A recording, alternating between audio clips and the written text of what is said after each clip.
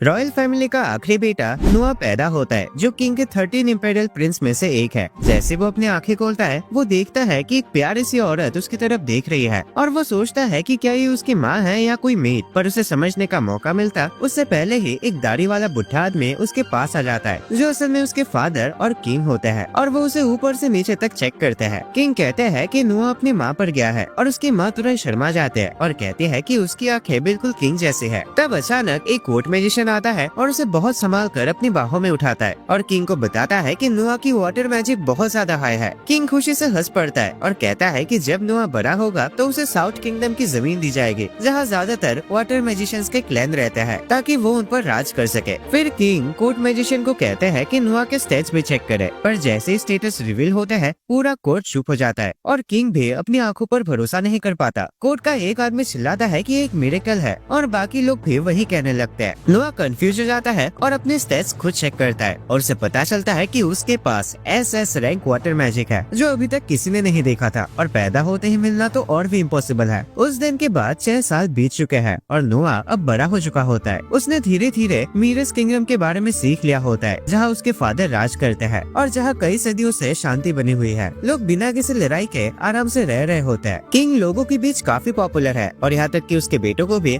आम लोग या फिर नॉबल्स काफी पसंद करते हैं। लेकिन नुआ किंगडम के पॉलिटिक्स में ज्यादा इंटरेस्टेड नहीं होता, क्योंकि पिछले 6 सालों में उसने अपने बारे में एक सीक्रेट जान लिया होता है जो किसी को नहीं पता। वो अपने सबऑर्डिनेट्स का एक्सपी एब्जॉर्ब कर सकता है, मतलब जितनी ज्यादा मेच उसके पास होंगे वो उतना ही स्ट्रांग होता जाएगा। इसका मतलब ये भी है कि जबकि बाकी लोग एक टाइम के बाद और ताकतवर नहीं बन सकते, नुआ बिना किसी लिमिट के लेवल अप कर सकता है और दुनिया का सबसे पावरफुल मेज बन सकता है। वीडियो में आगे बढ़ने से पहले चैनल को सब्सक्राइब करके रखना एंड वीडियो को एंड तक देखना, क्योंकि दोस्तों ये बहुत ज्यादा मजेदार होने वाला है। आगे हम देखते हैं कि उसकी मेज उसके लिए बिल्कुल लॉयल होते हैं और बात करते हैं कि सिर्फ 6 साल की उम्र में भी नुआ एक बड़े आदमी जैसा बिहेव करता है। थोड़ी देर बाद वो ब्रेकफास्ट के लिए डाइनिंग रूम में जाता है और सोचता है कि अभी उसके एबिलिटीज और स्किल्स लिमिटेड है, क्योंकि वो अभी छोटा है, पर अगर वो ट्रेनिंग करता रहा तो वो बहुत जल्दी ग्रो करेगा और अपने बड़े भाइयों को भी पीछे छोड़ देगा। तभी एक सुंदर सी मेज जिसका नाम एवलिन होता है उसे बताते हैं कि क्राउन प्रिंस और 4th प्रिंस दोनों उसे मिलने आए हैं। वो गेस्ट रूम में जाता है और झुककर अपने बड़े भाइयों का स्वागत करता है, क्राउन प्रिंस एल्बर्ट और 4th प्रिंस हेनरी का। एल्बर्ट ठंडी नजरों से नुआ से पूछता है कि वो कहाँ था, जबकि हेनरी प्यार से उसे ग्रीट करता है। एल्बर्ट कहता है कि नुआ फ्यूचर में एक अच्छा राजा बनेगा और कहता है कि वो उसके लिए एक तोहफा लाया है। वो ताली बजाता है और तुरंत एक नौकर एक छोटा सा कॉफिन उठाकर लाता है, जिसमें से डरावनी ऑरा निकल रहे होते हैं। नुआ को समझ नहीं आता कि ये कैसा अजीब सा तोहफा है। एल्बर्ट अपने नौकर को कॉफिन खोलने का ऑर्डर देता है। जैसे कॉफिन खुलता है, मरे हुए लोगों जैसे एक डार्क एनर्जी पूरे कमरे में फैल जाते हैं और नुआ तलवार को घूरते हुए सोचता है कि उसने अभी क्या महसूस किया। एल्बर्ट उसे कहता है कि तलवार को एक बार चला के देखे। बेचारा नुआ वो तलवार को टच नहीं करना चाहता, पर अपने बड़े भाई का गिफ्ट होने की वजह से वो मना भी नहीं कर सकता। वो स्वॉर्ड को संभाल कर उठाता है, चाहे वो उसके छोटे से शरीर के लिए काफी बड़ी होती है। एल्बर्ट मुस्कुराता है और कहता है कि उसे पता था नुआ ये कर पाएगा, और फिर बताता है कि ये स्वॉर्ड वाटर मेजेस के लिए खास तौर पर बनाई गई है और इसका नाम लेविएथन है। वो ये भी बताता है कि उससे पहले 120 से ज्यादा लोगों ने इस स्वॉर्ड को पकड़ने की कोशिश की थी, पर दुख की बात है कि कोई जिंदा नहीं बचा। ये सुनकर नुआ डर जाता है और तलवार ऑलमोस्ट गिरा देता है, पर हेनरी उसे कहता है कि चिंता ना करे, क्योंकि अगर स्वॉर्ड ने उसे एक्सेप्ट नहीं किया होता तो वो टच करते ही मर चुका होता। इसके बाद एल्बर्ट और हेनरी वहाँ से चले जाते हैं। नुआ छुपकर उनका सम्मान करता है और अपने मन में सोचता है कि ये घटिया क्राउन प्रिंस, जो दुख की बात है कि उसका अपना भाई है, उसने बिना किसी वजह के इतना खतरनाक चीज उसके हाथ में दे दिया। अभी मर जाता तो क्या होता, अबे मैं मेन कैरेक्टर हूँ, एनीमे यही खत्म हो जाता। पर वो जानता है कि अगर उसने ये बात जोर से बोल दी तो वो वैसे भी मारा जाएगा। शाम को जब नुआ सोने की तैयारी कर रहा होता है, वो नोटिस करता है कि उसकी एक मेड काफी टेंशन में लग रही है। वो पूछता है कि क्या वो ठीक है। मेड, जिसका नाम जोई होता है, पहले थोड़ा हिचकिचाते हैं, पर जब नुआ बार बार पूछता रहता है तो वो घुटनों पर बैठ जाते हैं और बताती है कि उसके गांव में बाढ़ आ गया है और सब कुछ बह गया है। उसका परिवार भूखा है और वो शहर के उन खतरनाक जगहों में काम ढूंढने जाने का सोच रही है, ताकि पैसा कमाकर अपने परिवार की मदद कर सके। नुआ उसे चुप रहने को बोलता है और कहता है कि वो उसकी पर्सनल मेड है और वो उसे इतने समय के लिए नहीं जाने दे सकता। वो उसे बताता है कि अपनी माँ को यहाँ महल में ले आए और वो उसे गेट कीपर की जॉब देगा और हर महीने 5000 रूपए सैलरी देगा। जो ये हैरान हो जाते हैं और कहते हैं कि उसने ऐसा कोई काम तो कभी नहीं सुने, और इतनी ज्यादा सैलरी तो भाई यहाँ के वॉचमैन को नहीं मिलता। नुआ उसे बोलता है कि इन सब बातों की चिंता न करे और साथ ही बताता है कि किंगडम के पश्चिम हिस्से में एक खाली घर है जहाँ वो अपनी माँ के साथ रह सकती है। जोई अपने कानों पर यकीन नहीं कर पाते और रोने लगते लगती है। तब डायलन जो उसका बटलर है बाहर आता है और नोआ से पूछता है कि क्या उसे कुछ चाहिए। नोआ उससे पूछता है कि क्या उसे जोई के गांव में आए बाढ़ के बारे में पता है और उसे कहता है कि उस जगह में जितनी जमीन हो सके सब खरीद ले। पर डायलन कंफ्यूज हो जाता है कि वो इतने जमीन का करेगा क्या, लेकिन नोआ उससे कहता है कि उन लोगों को बचाना जरूरी है क्योंकि अगर उन्होंने कुछ नहीं किया तो कोई और वहाँ कब्जा कर लेंगे और बच जाएंगे। डायलन ये सुनकर हैरान हो जाता है। नोआ पूछता है कि क्या हुआ और डायलन बोलता है कि वो इस बात से हैरान है कि नोआ हर एक सिचुएशन को बिल्कुल एक एक्सपीरियंस आदमी की तरह कैसे हैंडल कर लेता है, जबकि उसने पहले कभी ऐसा कुछ देखा भी नहीं। नोआ अपनी पिछली जिंदगी के बारे में सोचता है जहाँ उसने काफी चीजें देखा था, लेकिन वो ये बात किसी को बता नहीं सकता। डायलन बताता है कि उसके हिसाब से पूरे जमीन की कीमत लगभग $70 मिलियन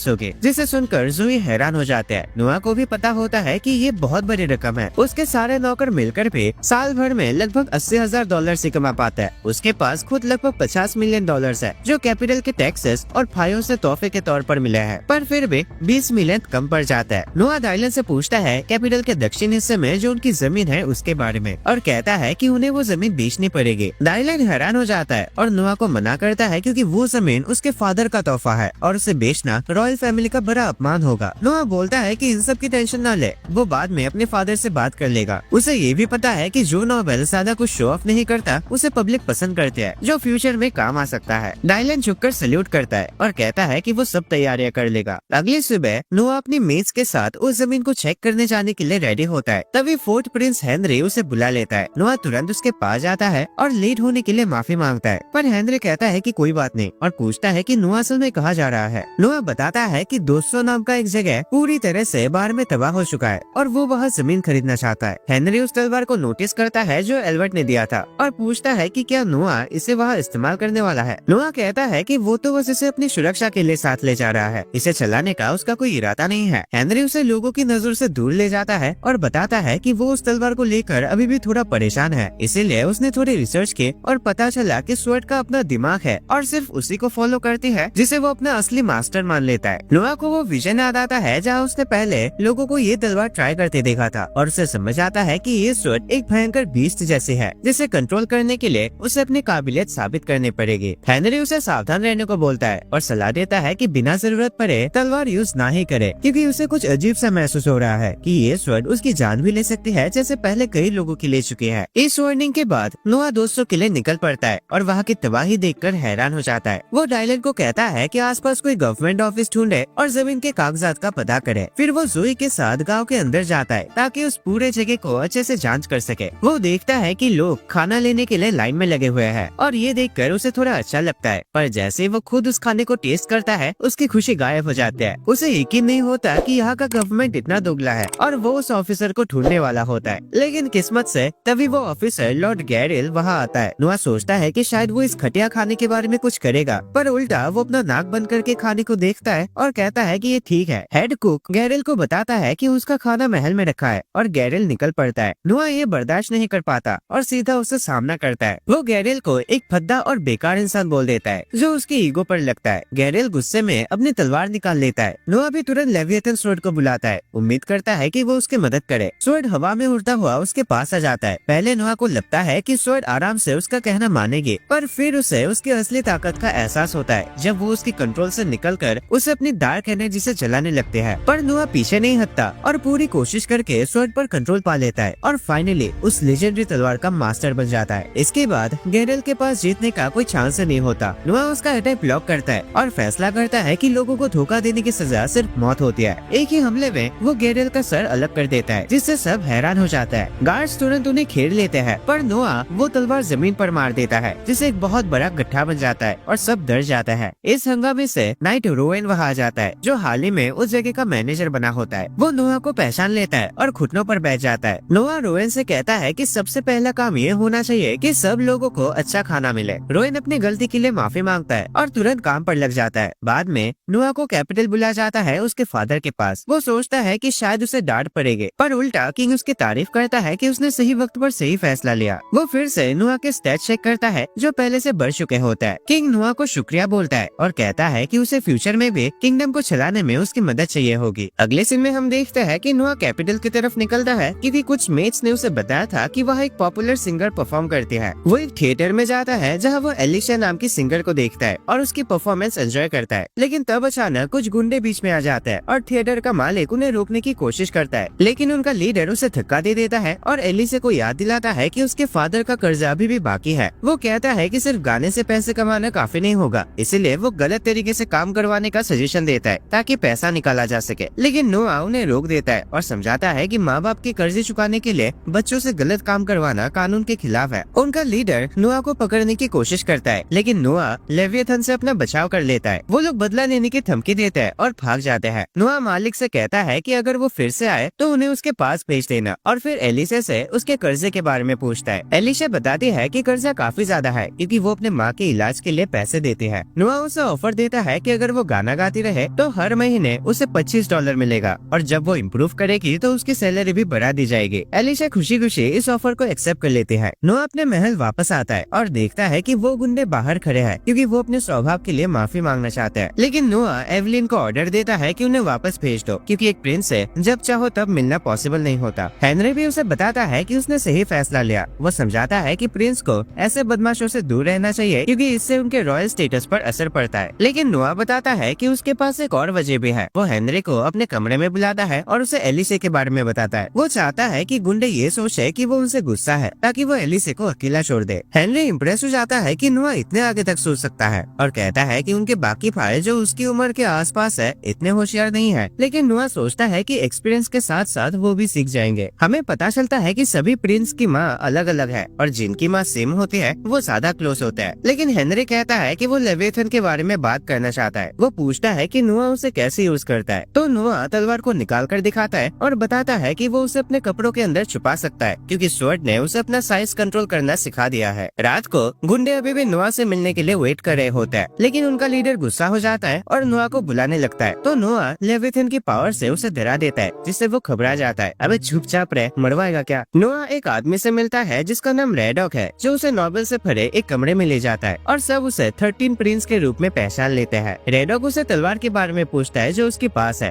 तो नोआ बताता है कि ये उसके बड़े भाई का गिफ्ट है और सब लोग इसे कीमती खजाने की तरह देखने लगता है। एक आदमी सोचता है कि ये सिर्फ एक खिलौना है, लेकिन सब लोग उसे घूरने लगता है तो वो शर्मिंदा हो जाता है। लेविएथन गुस्सा हो जाते हैं और अपनी पावर रिलीज करके सब पर हमला करने वाले होते हैं, लेकिन नोआ उसे रोक लेता है और सब लोग इम्प्रेस हो जाते हैं कि वो स्वॉर्ड को कंट्रोल कर पा रहा है। नोबल्स अपना इंट्रोडक्शन देता है। एक आदमी जिसका नाम बायरन है बताता है कि वो अपनी बेटी के साथ आया है, लेकिन नोआ समझ जाता है कि वो एडॉप्टेड है और कहता है कि वो सिर्फ उसके स्वभाव से ही पहचान गया क्योंकि उसे लगता है कि वो पहले किसी मजबूरी वाली सिचुएशन से आई है। आदमी इम्प्रेस हो जाता है कि नोआ ने सही गैस किया और बताता है कि उसने उसे पहले खरीदा था लेकिन बाद में अडॉप्ट कर लिया क्योंकि वो हर काम जल्दी सीख लेते हैं। नोआ को उनकी स्टोरी मजेदार लगता है और कहता है कि वो उन्हें अपने महल में इनवाइट करेगा ताकि उनसे और बात कर सके। लेकिन जब वो वहाँ से जाते हैं तो बाकी नोबल्स जेलस हो जाते हैं क्योंकि नोआ ने उन पर ज्यादा ध्यान नहीं दिया। नोआ रेडॉक को बताता है कि एक और वजह भी था जिससे उसे पता चला कि वो एडॉप्टेड है। जैसे वो लेविएथन की पावर रिलीज करता है, लड़की तुरंत रिएक्ट करती है। वो समझाता है कि अगर वो सही में एक नोबल की बेटी होती तो वो घबरा जाते, पर यहाँ जब भी तलवार की पावर रिलीज होती है वो उस खतरे को महसूस कर लेते हैं और बायरन को प्रोटेक्ट करने के लिए तैयार हो जाते हैं। अगले दिन नोआ 8th प्रिंस ऑस्कर से मिलता है जो उसे ट्रेजर हंटिंग के लिए इनवाइट करता है और वो कोबल स्ट्रीट जाते हैं जहाँ किंगडम के अलग अलग हिस्सों से लाई गई कीमती चीज मिलती है। ऑस्कर बताता है कि इनमें से ज्यादातर फेक होते हैं और कहता है कि एक नोबल को असली खजाना पहचानना आना चाहिए। तो वो लोग देखना शुरू करते हैं। ऑस्कर को कुछ मजेदार सा नहीं मिलता, लेकिन नोआ एक अजीब सी किताब देखता है और उसे 3 कॉइन्स में खरीदने का फैसला कर लेता है। ऑस्कर को एहसास होता है कि वो एक लीजेंडरी सोर्सरर का ग्रिमॉयर है और कहता है कि एक असली खजाना है जो बहुत ज्यादा कीमत में बिक सकता है। वो पूछता है कि नोआ को कैसे पता चला। नोआ कहता है कि उसे खुद पता नहीं था, बस जब उसने बुक को टच किया तो उसकी विंड मैजिक बढ़ गई, इसीलिए उसने उसे खरीद लिया। नोआ अपनी स्वॉर्ड से उसे हिट करने वाला होता है क्योंकि उसे पता है कि सिर्फ वही चीजें जिनके पास अपनी विल होती है उसके स्टेट्स चेंज कर सकती है। मतलब किताब के अंदर कोई सोल होनी चाहिए। तब किताब से डार्क एनर्जी निकलती है और उस मैजिशियन की सोल बाहर आती है जो उसमें सील थी। ऑस्कर भागने के बारे में सोचता है क्योंकि वो जानता है कि ये जादूगर विंड मैजिक का मास्टर है, लेकिन नोआ लेविएथन के पानी से उसे डिस्ट्रॉय कर देता है। ऑस्कर हैरान होता है कि उस पूरे जगह में कुछ भी डैमेज नहीं हुआ, तो नोआ बताता है कि उसने अटैक ऊपर की तरफ एम किया था और ऑस्कर इम्प्रेस हो जाता है कि नोआ इतनी जल्दी फैसला ले पाया। एक व्यापारी जिसका नाम एलन है नोआ से मदद मांगता है क्योंकि वो जानना चाहता है कि उसके पास जो आइटम है वो असली खजाना है या नहीं। वो उन्हें अपनी दुकान में ले जाता है और एक रिंग दिखाता है। कहा जाता है कि जब भी इसका असली मालिक सामने आएगा तो ये रिंग अपने असली रूप में आ जाएगी, लेकिन उसने बहुत बहुत लोगों को दिखाया और कभी कुछ नहीं हुआ, इसलिए उसे लगा कि ये बेकार है और उसने कई बार इसे हटाने की कोशिश की, लेकिन ये हर बार वापस उसके दुकान में आ जाती है। इसीलिए उसे लगता है कि इसमें कुछ स्पेशल है और ऑस्कर नोआ से कहता है कि पहन कर देखो। नोआ रिंग पहनता है और रिंग तुरंत उसे अपना नया मालिक मान लेता है और एक आर्मर सूट में ट्रांसफॉर्म हो जाते हैं। नोआ देखता है कि इसने उसके स्टैट्स चेंज नहीं किए, मतलब इसके पास अपनी व्हील नहीं है, और वो एलन को बताता है कि वो इसे खरीदना चाहता है, लेकिन ऑस्कर खुद पे करता है और नोआ से कहता है कि इसे मेरी तरफ से तोहफा समझ कर रखना। इसके बाद हम नोआ को देखते हैं जब वो ऑस्कर के गाड़ी से नीचे उतरता है, लेकिन अचानक गुंडों का लीडर उस पर अटैक कर देता है। तो नोआ अपने रिंग का यूज करके अपना बचाव करता है और गाड़ी का ड्राइवर उस गुंडे को गिरा देता है। नोआ सोचता है कि वो अभी तक हार क्यों नहीं मान रहा। तब ऑस्कर उससे पूछता है कि उसने अटैक को ब्लॉक कैसे किया। नोआ समझाता है कि ये रिंग उसे अपने आप प्रोटेक्ट करती है जब भी उसे खतरा महसूस होता है, क्योंकि उसने इसे लेविथन से लिंक किया हुआ है। उसके बाद नोआ वापस थिएटर जाता है जहाँ वो एलिशा का परफॉर्मेंस देखता है, लेकिन फिर से कुछ आदमी आपस में लड़ने लगते हैं क्योंकि वो दोनों चाहते हैं कि एली से उनके साथ डेट पे चले। नोआ अपने स्वॉर्ड का यूज करके उन्हें रोक देता है, जिससे वो भाग जाता है और थिएटर का मालिक उनके हरकतों के लिए माफी मांगता है। नोआ उससे कहता है कि ऐसे लोगों को आने ही मत देना, लेकिन ओनर बताता है कि बिजनेस चलाने के लिए उसे कस्टमर्स चाहिए होता है। तो नोआ ऑफर देता है कि वो पूरे थिएटर को $1000 में खरीद लेगा। ओनर खुशी खुशी इस ऑफर को एक्सेप्ट कर लेता है और एलिजा सोचती है कि वो नोआ के इस मेहरबानी के लिए कैसे शुक्रिया अदा करे। तो नोआ उसे कहता है कि बस गाती रहो, क्योंकि उसे उसका गाना पसंद है। वो जानता है कि उसमें पोटेंशियल है, इसलिए वो फ्यूचर में राजा को उसका परफॉर्मेंस दिखाना चाहता है और उसे कहता है कि तब तक पूरी तरह गाने पर फोकस करे। फिर वो अपनी सीट पर वापस जाता है और उसके जबरदस्त परफॉर्मेंस का मजा लेता है, सोचते हुए कि कैपिटल के बाकी खजाने उसके सामने कुछ भी नहीं है। हम नोआ को उसके कमरे में देखते हैं जहाँ उसकी मेज बताती है कि कोई मेहमान आया है, तो वो उन्हें अंदर आने को कहता है। वो होल्जॉय के गवर्नर जनरल से मिलता है जिसका नाम डेट है, जिसे राजा ने होल्जॉय के पानी को कंट्रोल करने के लिए भेजा था ताकि उस जगह में बाढ़ न आए। लेकिन नोआ समझ जाता है कि सब कुछ ठीक नहीं चल रहा। हमें पता चलता है कि पूरे एल्मेरिया किंगडम में सिर्फ होल्जॉय ही एक ऐसी जगह है जहाँ चावल उगाया जाता है और वो एक बड़ी सी नदी के पास है, लेकिन कभी कभी बाढ़ की वजह से मुसीबत आ जाती है। इसलिए राजा ने डेड को ये प्रॉब्लम सॉल्व करने का आदेश दिया था। नोआ पूछता है कि अब तक सोल्यूशन क्यों नहीं निकला, तो डेड बताता है कि किंगडम से पैसे नहीं मिल रहे क्योंकि मिनिस्ट्री ऑफ फाइनेंस बहाने बना रहे हैं। नोआ मिनिस्ट्री ऑफ फाइनेंस के हेड मेवरिक के पास जाता है और पूछता है कि उसने डेड को पैसे क्यों नहीं दिया। मेवरिक समझाता है कि होल्जॉय ने टैक्स नहीं भरे क्योंकि राजा ने पिछले साल बाढ़ की वजह से उन्हें टैक्स भरने से मना कर दिया था, इसलिए उसे लगता है कि उनके पास अभी भी काफी पैसे होंगे। वो कहता है कि उन्हें वही पैसा इस्तेमाल करना चाहिए, कैपिटल की पैसों की क्या जरूरत है। लेकिन नोआ मेवरिक को कहता है कि वो उसे बच्चा समझ के फुसला नहीं सकता क्योंकि वो जानता है कि होल्जॉय के पास उस हादसे के बाद कोई पैसा नहीं बचा। वो समझाता है कि राजा ने टैक्स भरने से इसलिए मना किया था क्योंकि वो लोग उस समय इतनी कीमत भरने की हालत में ही नहीं थे, और वो मेवरिक को कहता है कि सच बताओ। तब मेवरिक बताता है कि वो होल्जॉय को पैसा इसलिए नहीं दे रहा क्योंकि किंगडम को राजा का दूसरा घर बनाने के लिए पैसे चाहिए, लेकिन नोआ कहता है कि ये उनके देश के लोगों के लिए अन्याय है। वो मेवरिक को बताता है कि वो राजा का नाम यूज करके लोगों को उनका हक नहीं दे रहा और धमकी देता है कि अगर पैसे सही समय पे नहीं मिले तो वो राजा को रिपोर्ट करेगा। इस पर मेवरिक अपने आदमियों को तुरंत होल्जॉय के लिए पैसे देने का ऑर्डर देता है। डैड हैरान रह जाता है कि नोआ ने बिना कुछ किए ही मेवरिक को झुकने पर मजबूर कर दिया। डैड होल्जॉय वापस चला जाता है ताकि वो जल्द से जल्द वार को कंट्रोल करने का अपना प्रोजेक्ट शुरू कर सके। तभी एक आदमी नोआ को बताता है कि राजा उससे मिलना चाहता है। नोआ महल लौटता है जहाँ राजा मेवरिक के मामले को हैंडल करने के लिए उसकी तारीफ करता है। नोआ कहता है कि उसने बस वही किया जो उसे सही लगा, लेकिन राजा जानता है कि ऐसे घटिया लोगों से डील करना मुश्किल होता है और वो इम्प्रेस होता है कि नोआ ने ये सब सिर्फ 6 साल की उम्र में कर लिया। राजा को यकीन ही नहीं होता कि नोआ लेविथन का मास्टर बन गया है क्योंकि उसे इस तलवार के असली इतिहास के बारे में पता है, लेकिन वो सोचता है कि नोआ को तलवार चलाना सिखाना चाहिए। इसीलिए वो नोआ को किंगडम के सबसे बेस्ट स्वॉर्ड्समैन दामियोन से मिलवाता है और कहता है कि नोआ को उससे ट्रेनिंग लेनी चाहिए, लेकिन पहले वो नोआ की ताकत टेस्ट करना चाहता है। वो अपने स्वॉर्ड निकालकर नोआ को कहता है कि अटैक करो। नोआ लड़ने के लिए रेडी होता है, लेकिन अचानक लेविथन की कुछ पुरानी यादें उसके दिमाग में आ जाती है। वो डेमियन पर हमला करता है। डेमियन उसका अटैक ब्लॉक करने की कोशिश करता है, लेकिन नोआ एक टेक्निक यूज करके उसकी तलवार को गिरा देता है। नोआ जानता है कि वो लेविथन की पावर की वजह से जीता और दामियन हार मान लेता है और राजा को बताता है कि उसके पास नोआ को सिखाने के लिए कुछ भी नहीं है क्योंकि वो उसके लेवल का नहीं है। राजा समझ जाता है कि नोआ एक जीनियस स्वॉर्ड्समैन है, इसलिए वो फैसला करता है कि नोआ को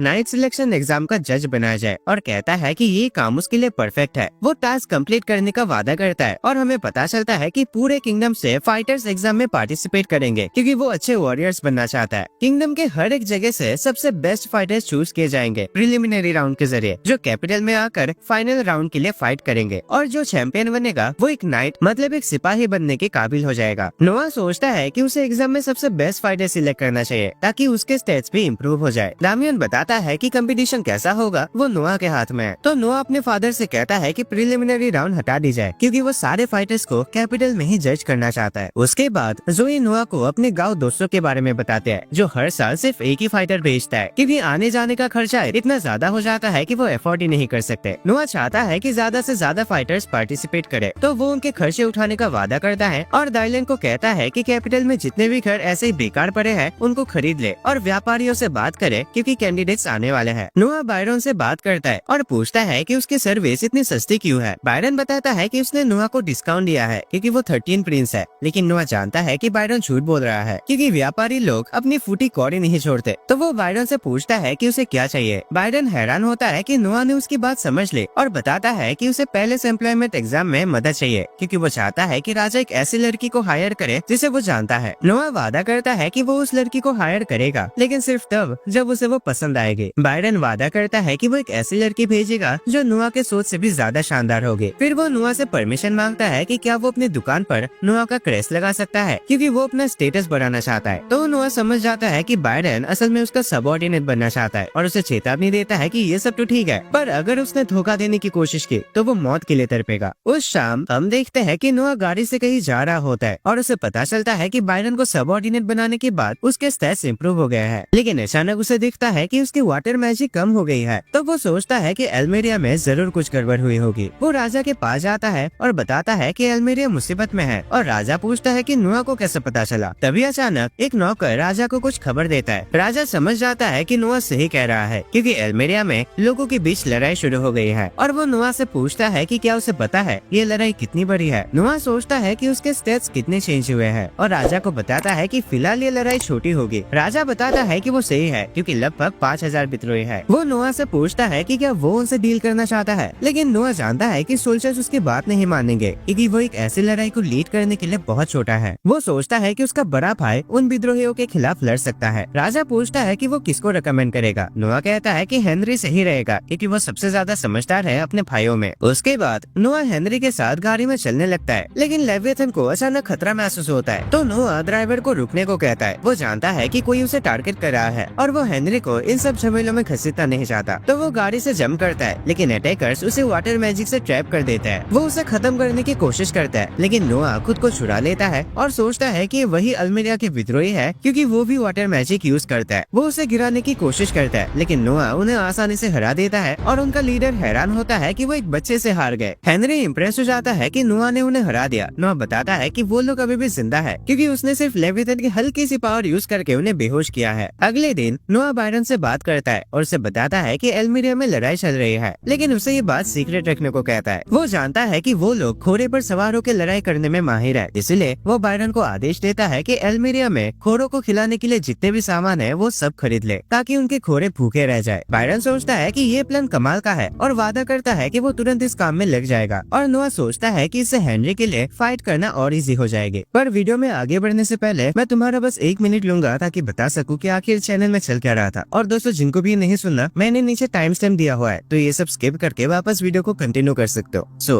अब भी काफी लोगों को नहीं पता कि पिछले कुछ दिनों में मेरे चैनल पे 3 स्ट्राइक आ चुके थे। मेरे पुराने सब्सक्राइबर्स को पता होगा कि मैंने the beginning after the end anyway का एक सीरीज किया था जो इस चैनल के सबसे वायरल वीडियोस भी थे। लोगों को काफी पसंद आया पर शायद किस्मत को उतना पसंद नहीं आया। उस सीरीज के 6 वीडियोस थे, ठीक है, और 19 सितंबर को उन सारे वीडियोस को मिलाकर चैनल पे 2 स्ट्राइक आ गए थे और यही वजह थी कि मैं वीडियोस कम डालने लगा क्योंकि अगर एक गलती तो पूरा चैनल जाएगा। अब तुम लोग को मे भी पता होगा कि एक स्ट्राइक को हटने में 3 महीने लगता है और क्योंकि मुझे एक ही दिन में 2 स्ट्राइक आ गए थे मतलब 19 सितंबर को, तो वो 2 स्ट्राइक एक्सपायर होंगे 19 दिसंबर को यानी 3 महीने बाद। अब बीच में 3 महीने कैसे गए वो तो मुझे पता है, पर 17 दिसंबर को मुझे आ गया तीसरा स्ट्राइक और वो भी एक ऐसे वीडियो में जो मैंने 8 महीने पहले डाल के रखा था। समझ रहे हो, सिर्फ 2 दिन बाकी थे 2 स्ट्राइक हटने में। फिर क्या, अब तो चैनल जाने वाला है। तो मेरे जितने भी दोस्त थे उन सबको कांटेक्ट किया, कम्युनिटी पोस्ट पे भी मैंने बताया इस मैटर के बारे में। फिर एनिको ने एक्सप्लेन ने हेल्प किया क्योंकि उसका भी सेम प्रॉब्लम हो रखा था। फिर ऐसे करके यूट्यूब से कांटेक्ट वगैरह की, कुछ और बंधु से बात हुई और किसी तरह भगवान की कृपा से स्ट्राइक हट गई। और यही रीजन था कि मैं इतने दिनों से इनएक्टिव क्यों था। पर मैं ये तुम लोगों को बता क्यों रहा हूँ, क्योंकि पहली बात तो यह है कि बहुत सारे लोग कमेंट्स कर रहे थे कि मैं झूठ बोल रहा हूँ, सिंपैथी लेने के लिए स्ट्राइक वगैरह का नाटक कर रहा हूँ, तो ऐसा नहीं है दोस्तों। काफी सारे क्रिएटर्स एंड मैं खुद कुछ अलग निशेस ट्राई करने की प्लानिंग कर रहा हूँ, जो आने वाले वीडियोस में मैं तुम लोग को बता दूंगा अच्छे से। और अगर तुम लोग के पास कुछ ओपिनियंस है तो तुम आराम से मुझे कमेंट्स में बता सकते हो। एंड लास्ट में मुझे बस तुम लोग को थैंक यू कहना है इतना सपोर्ट करने के लिए उस बुरे वक्त में। तुम लोगों ने इतने अच्छे अच्छे कमेंट्स के सपोर्ट किया, तो मुझे लगता है कि इस चैनल से बढ़कर मैंने एक ऐसी फैमिली बना ली है जो मुझे फ्यूचर में भी ऐसे प्यार देते रहेंगे। Thank you so much. हाँ, एक और बात, the beginning after the end का जो सीरीज था उसके कमेंट्स मुझे आज भी आते हैं, तो मैं तुम लोगों के लिए वो सीरीज दोबारा करूंगा। एंड 1 मिनट से ज्यादा हो गया दोस्तों, सॉरी। सो दोस्तों, आज के वीडियो के लिए बस इतना है। ये एनीमे बहुत ही ज्यादा मजेदार होने वाले हैं, और अगर तुम्हें इसका पार्ट 2 देखना है देन 500 कमेंट्स का टारगेट रखते हैं, उसे पूरा कर देना। अब तो तुम लोग के लिए हलवा हो चुका है। बाकी वीडियो पसंद आए तो लाइक करना एंड चैनल पे नए हो तो सब्सक्राइब करके रखना। और हाँ, अगर तुम्हें ऐसे मजेदार नए और मैजिकल टाइप के एनिमेस देखना पसंद है